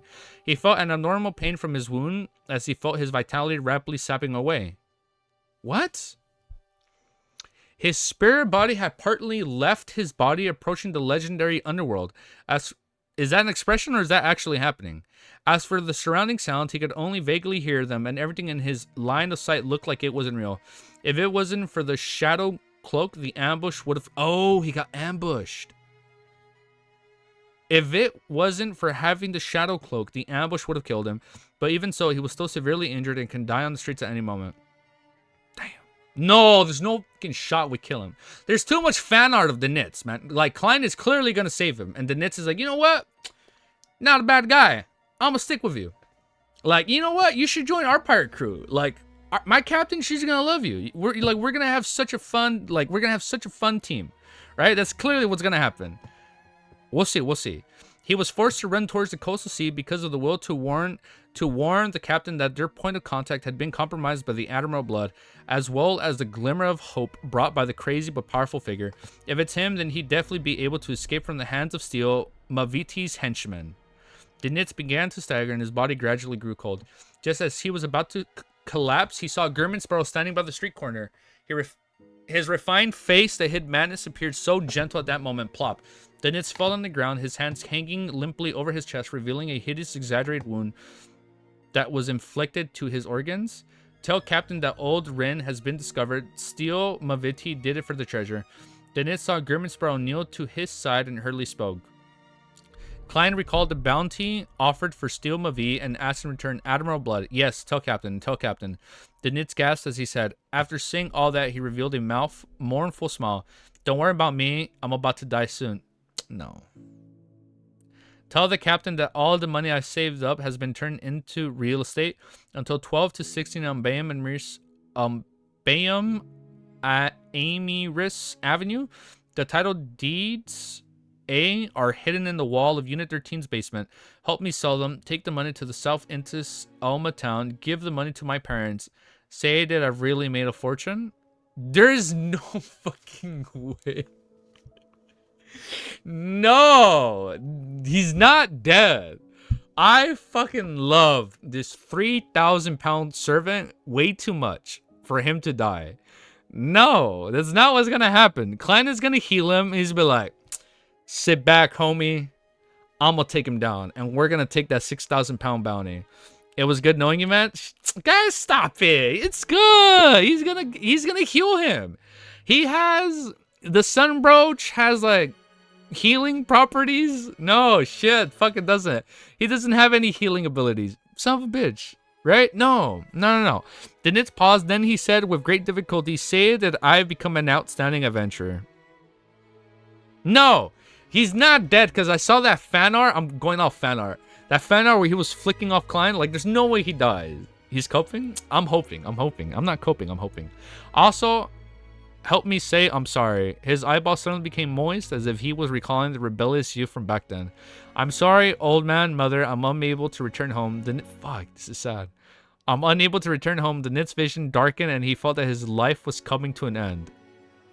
It was at this moment that he saw German Sparrow reach out and press his hand to his wound and then swipe it. Oh my god, wait. Damage transfer.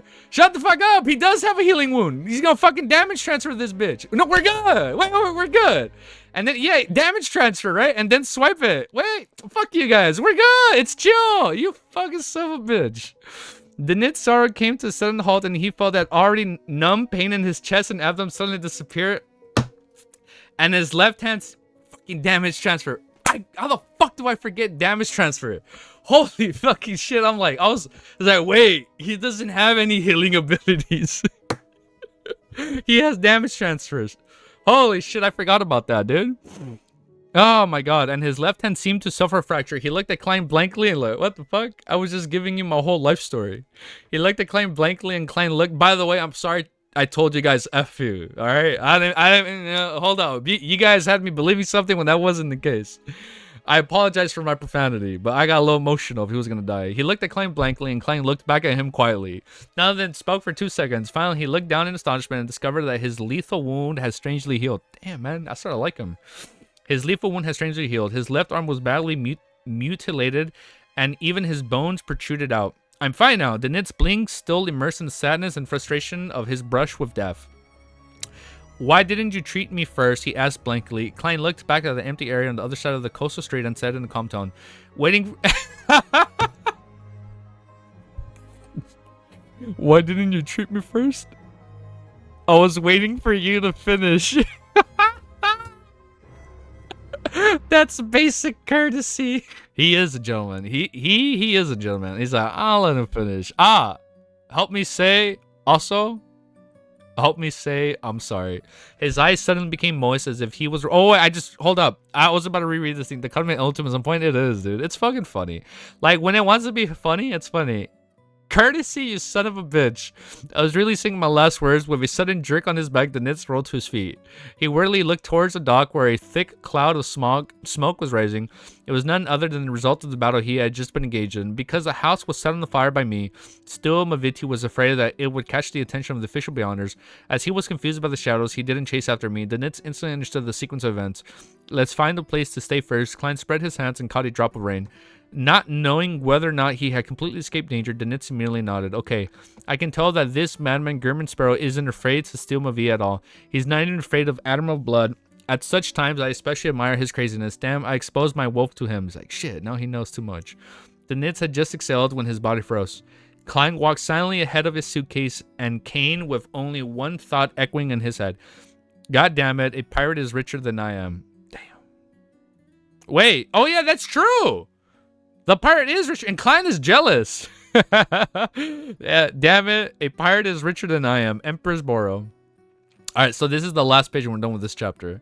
Audrey, who was about to leave Backland, hid in her chemistry laboratory and concocted a psychiatrist potion with the ingredients she received from Mr. Vampire. The fruit of the tree of the elders, the blood of the mirror dragon, and the ingredients she had collected previously. This time she didn't get Sissy to guard the door. Instead, she was to sit aside and observe the whole process from the sidelines. Earl Hall had already instructed everyone to not approach the young lady during her experiments, but they had to pay attention to any unusual changes. Few, Audrey let out a small sigh of relief, pouring the completed potion into a prepared glass bottle. The slightly golden liquid rippled like a deformed gigantic pupil. What? The slightly golden liquid rippled like a deformed gigantic pupil. Its gaze seemed to shine right into the eyes of anyone's heart. Sissy, did you remember the process? You are a mature beyonder. In the future, you will have to learn how to concoct your own potion. What? I can just imagine Susie, like Breaking Bad. She's like cooking. You'll have to concoct your own potion. No, it's not that I'm not helping you. It's just that I'm putting out a possibility. Sometimes I might not be by your side, and you just happen to need a potion bottle. Audrey said happily to the huge golden retriever. Sissy was so confused by what she was taught, and she'd only open her mouth and reply with a single word. Woof. She's like, I understood that. Converging her emotions, Audrey raised her head and downed the psychiatrist's potion bottle. Damn. That was such a good chapter. Damn, dude. I don't know if you guys saw it in my eyes, but I got a little emotional when I'm like, wait, I think he's dead because Klein doesn't have any healing abilities. I completely forgot he used damage transfer on Isengard when they went up against the Demon Apostle with, what was it? They were with Kazlana, right? When it was him, Kazlana, and Isengard. And I remember he was damaged. And then I think he used damage transfer on him, right? I completely forgot. And I remember I was shocked back then too. I was like, oh shit, you can use it on other people. For a long time I thought you can only use damage transfer on yourself. But I'm glad. I like it. It was basic courtesy to let him finish saying his final moments, dude. Chapter 519 is called Naming. The golden liquid was cold and refreshing, making Audrey feel as if she was enjoying a delicious ice cream. She then took a sip of the champagne. Tiny bubbles of air continually rose. We can literally hear Ellie barking outside. As Audrey literally told Susie, you have to make your own potion. And what did Susie reply with? Woof. What's Ellie doing right now? She's literally going woof, woof, woof. I think that was a little coincidental. I don't know, man. I think you'd say that was a little coincidental. Her timing when it came to barking. Tiny bubbles of air continually rose, silently bursting as they brought a tingling sensation with them. Suddenly, her sense of hearing reached out, and she could hear the conversations of the two maids at... She could hear the conversation of the two maids at the end of the corridor as they lamented at how they had no chance of going to the Hall family's castle and manor in East Chester County. At this moment, Audrey felt as if she had dissolved into an illusory gas and was rapidly expanding. It filled the entire room, overlapping with a sea formed from everyone's sea of consciousness. Her vision also changed. Everything she saw was abnormally smooth, turning into a mirror that reflected her current appearance. Possessing a beauty described by pure, exquisite, grand, and witty golden scales that were slowly growing out of her exposed skin, her emerald green irises contracted and they were dyed in a faint golden color as if they had turned vertical. Ooh, update chapter? Thank you. I completely forgot to do that. They turned vertical. Audrey suddenly felt fear from the bottom of her heart when she saw herself like this. She didn't want or wish to become an inhuman monster. Wait, she's like kind of losing control, right? She's kind of going mad. She's trying to hold it together. With her hum, her mind began to turn into a blur as if something was slowly and painfully drilling out from the surface of her body. Just then, she heard the gentle voice of her huge golden retriever Susie. Don't be afraid. Calm down. Don't be afraid. Calm down. She's literally helping save her life. Shut up with a rib. Get out of here. It's all good, snake guys. It's good. Don't say that. Audrey recovered her thoughts and tried to get her... You ain't gonna convince me again. You guys ain't gonna catch me with that one. Audrey recovered her thoughts and tried to get herself into a spectator state. Her undulating emotions quickly calmed down and her spirit seemed to leave her body. She then looked down at herself like a spectator. Audrey saw the golden scales on the surface of her body visibly recede and her emerald-like eyes return to normal. It didn't take long for her to regain control of her body and understand that what beyond her powers were available to the psychiatrist and how they were used. It was so dangerous just now. Audrey raised her hand in fear. Her skin was fair and delicate, completely unlike the abnormal condition she had been in a moment ago. After this incident, she truly understood how terrifying the danger of losing control, which Mr. Fool would occasionally bring up, was. She gained a deep understanding of how difficult it was to go down the Beyonder path. Even with the acting method, it was impossible to completely remove the latent risks. At one gathering, Mr. World said that the Beyonders are a bunch of... At one gathering, Mr. World said that Beyonders are a bunch of miserable wrenches that are constantly fighting against threats of madness. Son of a bitch, man. Perhaps we are just distracted you from Susie losing control, and then it's actually Susie. She's going all crazy in the background. No, it's not gonna happen. Damn, what a good quote. Fuck, man, I missed them. I miss old Neil and Dunn Smith, man. Previously, I can... fuck, man. It's so sad. They deserved so much better. Man. It's so sad, man. Fuck. Shit. That quote always gets me. Previously, I can only stand it... I don't even want to read it anymore. I got all sad. I miss Corpse Collector Friar. Dude. I miss everybody. I really miss him. I feel like his death... I don't think it hit me that much because it happened so quickly, and I feel like I was in denial that we lost another Nighthawk member, right? Damn, man. Previously, I can only understand it literally. Now I can only finally feel the weight behind the sentences. Audrey, don't be discouraged. Don't be afraid. Father, mother, and brother are still waiting for your protection. With this experience, you won't be frightened by yourself in the future or so easily lose control. You can do it. Audrey, clench your fist and encourage yourself. Wait, Friar didn't die? Yes, wasn't he the one that died when they went up against the demoness? Wait, no, it was Friar. It was Klein, Friar, and Dunn. Klein. Oh, it was Keen. I thought you said Klein died. No, it was Keenly. Keenly, thank you. Yes, you're right. It was Keenly. Who was the female Nighthawk that was with Dunn and Klein when they went to go visit old Neil? Oh, you're right. It was Keenly. It was because of the mirror. When he looked into the mirror and like saw himself. Nah, he did remember. He ran into Insengul and disappeared. Fucking unhinged. I forgot who was the one that went with old Neil. For some reason, I thought that was Friar. It's not. Seekatron. Okay, yeah, it was. I'm waiting until we bump into Seekatron again. Like, whenever we go back to Tengen for whatever reason, or, like, she comes to Backland, there has to be, like, a reunion with, like, old former Nighthawk members, man. It has to happen. Let me find my place. She calmed down for 2 seconds, walked up to Sussy, squatted down, and hugged the golden retriever. As she calmed it... Aw, that's so sweet. I think this is the first time where Cuttlefish said, like, she walked up to Sussy, squatted down, and hugged the golden retriever.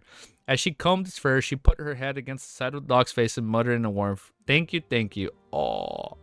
That is... I need to hug my dog. Sussy rubbed against her Oh, I'm getting, like, emotional. Look at that. I swear, if they kill one of these and the others there, I'll be so mad. If they kill Sussy in front of Audrey, I'm gonna lose my shit. Sussy rubbed against her twice and asked seriously, "Audrey, is this how a psychiatrist feels like?" "I like it very much." Audrey was suddenly at a loss of whether to laugh or cry. She immediately pursed her lips and promised, "Sussy, we'll treat each other in the future. Your psychological problems." "Okay, Wolf," Sussy answered happily. Okay, Wolf. It was only now with Audrey truly recovering that she was in the mood to examine her own advancement. So, what are her new abilities? "My body seems to have become healthier. Although I don't have any obvious muscles, my strength and speed have become much stronger than before. My eyesight has also improved. I can even clearly see items hidden in the dark. My sense of smell is able to distinguish even more subtle smells, and thus being able to grasp a target's truest emotions and thoughts." Sorry, kind of burped. Even more subtle smells. Now, is she gonna smell the world and be like, "Huh, he kind of smells like the Fool"? Right? I wonder if she's gonna I wonder if she's gonna realize that. I wonder if she's gonna like come to that like conclusion, like, oh, they kind of smell the same. I finally have oh shit! And then speaking of the meme, she was like, "I wonder what his farts smell like." Maybe we unironically see Mr. Fool fart, or like the world fart, and then be like, "Huh, they kind of smell the same." Guido, we literally have the same thought. Audrey can now fight. Oh, I'm excited to see her fight. Easy. What the fuck? That's literally what the meme revealed. Well, okay, I don't mean it in a creepy way. Hold up. Like, she's gonna smell the Fool because, like, she can pick up on all these subtle nuances that a normal person wouldn't be able to pick up on. But then she's gonna be like, oh, the world smells just like him. They ain't making it... that ain't making it into a clip. Can they smell anything above the Great Fog? You know what? I think that'd be a good fallback answer. Like maybe when you're above the great, yeah, when you're above the great fog, you know how like it kind of like, it's like a bear. What a gecko. What's a gecko? You know, maybe she won't even be able to pick up on the smells when she's up there. My sense of smell is able to distinguish even more subtle smells, and thus being able to grasp a target's truest emotions and thoughts. The corruption has fallen upon you. No. Why is this smell so important to you, Easy? Look, point is, man, I haven't taken a shower. I smell like shit. So after this chapter, I need a shower because I kind of smell. I haven't turned on my fan. That's why. I finally have. She'd be like, damn, man, he fucking smells. I finally have beyond her powers in the truest sense of the word. Yes, they're also all. I can target a single person. What? There's also all. I can target a single person or apply it to a group of people within a certain range. They'll instantly panic and turn chaotic as though they're facing a dragon. Bro's defending his fart theory. Ride or die. It's gonna happen. That meme genuinely actually spoiled a revelation, you know? Another is Frenzy. So she has all these like debuffs. Another is Frenzy. It will trigger the emotions and mental state of a target, throwing the target into a frenzy. They'll suffer intense psychological damage and might even cause direct loss of control at times. What the fuck? Another is Psychological Cue. Through specific... Isn't that what Bishop Utrowski did to Emlyn? Right? With the candle? Another is Psychological Cue. Through specific methods, words, and a medium, I can cue a target, letting them abide by my arrangements without them realizing it. And then she can literally just spectate them, and she can literally just digest her potion. That's literally what I've been saying. Like, you control someone's thought process, and you literally just observe and you digest your potion. That's literally what I've been saying. Or they might strongly abide by a particular promise from the bottom of their hearts. Another is... Plasate, also known as psychoanalysis. I can help Beyonders on the brink of losing control to regain their reason and escape danger. There's a certain chance of failure. Whoa. The higher my sequence, the more easily it will succeed. It can calm down various psychological instabilities and allow for communication. Hold up. Damn, she really is going to be the secretary, bro, of the tarot gatherings now. She'll be like, hey, when someone's gonna digest a potion, do it here, and I can help you out, right? That has to be what happens. Another's telepathy. Through mediums like candlelight and extracts, it will put the target in a particularly hypnotic state. I'll then be able to directly communicate with their body of heart and mind, just like what Hilbert Alucard did to me. If not for the protection provided by Mr. Fool's Angel, then I wouldn't have means to lie under such situations. Yes, I have to be on guard against such techniques. I can't be fooled by target, and there should be quite a number of means to achieve this effect. With Plasate and telepathy, together with certain psychology knowledge, I'll be able to act as a true psychiatrist, the kind that can open a clinic. She's going to open a clinic? Audrey's mood rapidly improved. She finally had the feeling that she had matured and become a qualified Beyonder. I'm a mid-sequence Beyonder. There really is a qualitative change. So this is like her... So sequence 7 is like the barrier for this pathway, right? Because they revealed in like a previous chapter that like every pathway has its own breaking point, but like it happens at different junctions, right? I'm a mid-sequence Beyonder. There really is a qualitative change. She stood, lifted her skirt, and walked briskly around in a circle. She's so happy. She quickly discovered that she was still lacking in direct offensive abilities as a psychiatrist. Fortunately, I have this. Audrey stopped in front of the experiment table and opened a plain brown box. Inside the brown box was a silver mask that can only cover half a face. It was a mystical item that the hangman had sold her. Is there artwork on this, on the mask? Audrey picked it up, placed it in her palm, and observed it for a few seconds. Then she extended her spirituality and projected her thoughts, just like how she did above the gray fog. She saw the silver mask begin to warp inwardly, turning into a hollow, finely patterned, slightly large... Wait, what? What did it turn into? She saw the silver mask begin to warp inwards, turning into a hollow, finely patterned, slightly large earrings. It might be better to turn it into a necklace, Audrey whispered. Afterwards, she tried out various abilities of the magical item. She was most satisfied with her ability to fine-tune her appearance. It's a pity that other than flame controlling, it doesn't have any other more direct defensive powers. Perhaps I'll need to prepare a revolver. What the fuck? She's gonna have a gun on her? Perhaps I'll need to prepare a revolver, one that has beyond effects. Audrey thought with some regret. She quickly collected her emotions and said to the mystical items in her hand with a uplifted tone towards the end. From today, your name is Lee? What? What?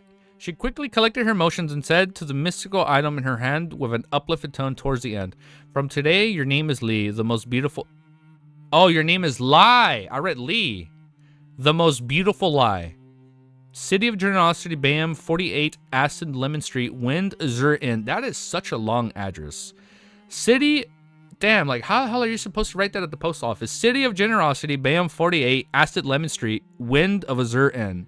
It was raining heavily outside the wind, and the wind was raging, but inside the luxurious suite, the fireplace was warm and the environment was peaceful.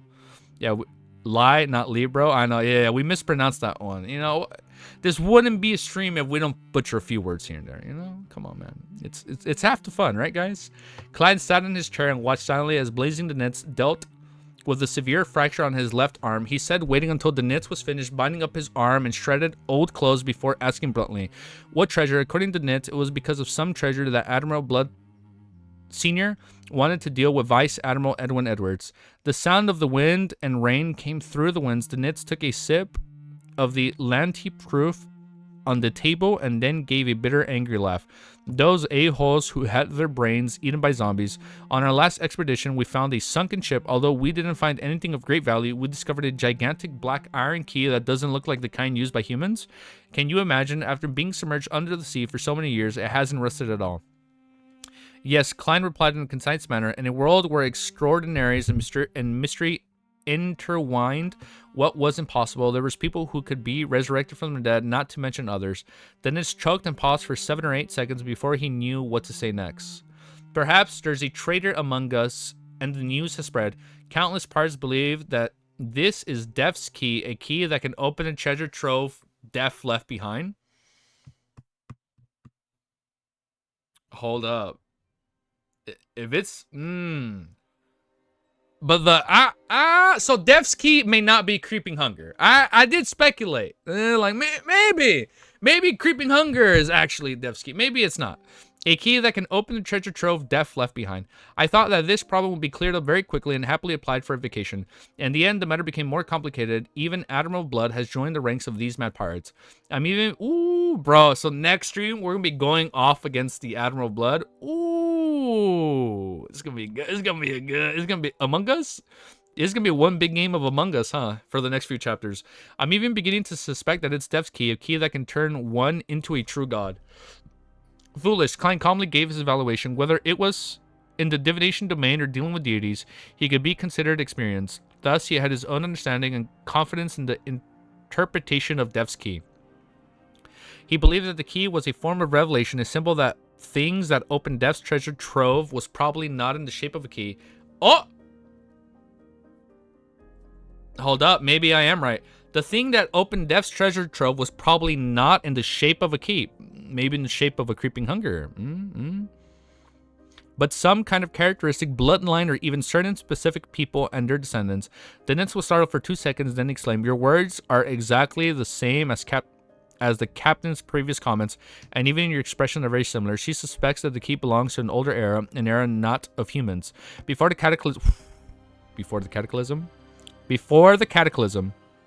this world was still full of giants, dragons, and elves, and demonic wolves. The shape of the key indirectly points to one of them. That's what we're thinking, right? Yeah, bro, she is. Demonic wolves. Klein suddenly recalled the ravings he often heard during the past advancements. Wait, hold up. Whoa. Before the cataclysm, this world was still full of giants, dragons, elves, and demonic wolves. The shape of the key indirectly pointed to one of them. Demonic wolves. Klein suddenly recalled the ravings he often heard during his past advancements. In it, the Flagera he heard referred to the ancient god annihilation of demonic wolf. You know what'd be crazy? What if my beast tamer theory kind of still holds up true? I know, hold up. I know beast tamer is another domain, but what in like some way, shape, or form we run into like the ancient god Flagera? What was it? The ancient god annihilation demonic wolf. You know what if we like run into like Flagera? And you know what? Flagera's like, you know what? I like this guy. I'm gonna join him. Easy cooking again, like, bro. I'm gonna block you. Well, like, whoa. Oh god, not. Hold up, wait. Now we're not just taming all these, you know, like baddies. Like maybe now we're not taming like the demoness and like Evernight Mommy. Maybe Flagera joins us, and now we have like this demonic wolf at our side for whatever endgame ultimatum we have with like the moon. And then, like I'm telling you, and then like maybe the moon is like an egg, or like it's like an egg just waiting to hatch, right? Because we saw in the trailer that it looked like the pathways are pointing to the red moon. So Flagera is gonna need allies, and who's the next current strong ally? Well, the Fool. Why? Because even all these like deities are like, they're kind of like alluding to the Fool, like, hey man, like you gotta go get his help. Something's gonna happen. Ever, mommy? We'll see what happens. No, bro, wait, username, gotta go, have fun. Hey, take care, Unhinged. We'll see you guys soon. A treasure that involved the second epoch. Sorry, I hope that wasn't a tangent. I don't know. I'm just rambling at this point. Oh, you should read Moon's Labyrinth. We can look that up.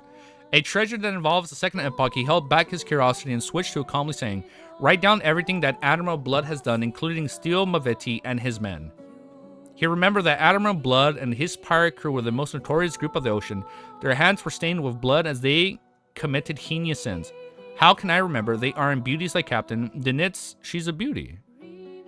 Just stop. You're gonna burn it? Yeah, we'll stop before we burn the kitchen.